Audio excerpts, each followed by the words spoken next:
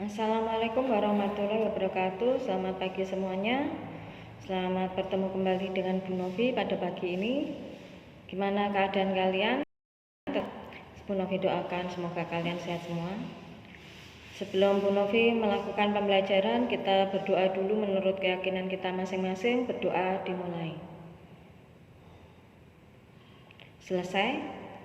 Sebelum Bu Novi mulai pelajaran, Bu Novi selalu ingatkan untuk melakukan 3M. Yang pertama, selalu memakai masker dimanapun kalian berada, selalu mencuci tangan di bawah air yang mengalir, dan selalu menjaga jarak atau menghindari kerumunan. Serta jangan lupa berdoa supaya pandemi ini lekas berakhir. Untuk materi yang kita bahas kali ini yaitu kegiatan ekonomi masyarakat Indonesia pada masa praaksara. Coba buka buku modulnya halaman 48.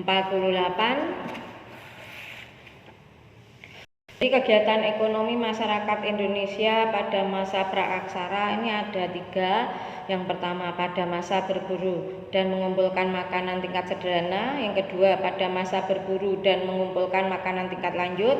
Dan ketiga pada masa bercocok tanam serta pada masa perundagian. Kalau pada masa berburu dan mengumpulkan makanan tingkat sederhana, pada masa ini manusia purba memenuhi kebutuhan hidupnya dengan cara berburu binatang. Itu gambarnya ada di gambar 2.5. Jadi mereka berburu binatang dengan menggunakan peralatan sebagai perkakasan sehari-hari seperti batu dan tulang. Sedangkan pada masa berburu dan mengumpulkan makanan tingkat lanjut, cara manusia pada masa ini yaitu dengan berburu di hutan dan menangkap ikan, serta mencari kerang dan mencari siput di sungai. Jadi makanan ini dimanfaatkan untuk memenuhi kebutuhan hidupnya sehari-hari. Pada masa bercocok tanam mereka mulai memanfaatkan hutan belukar untuk dijadikan lahan. Dan yang terakhir yaitu pada masa perundagian.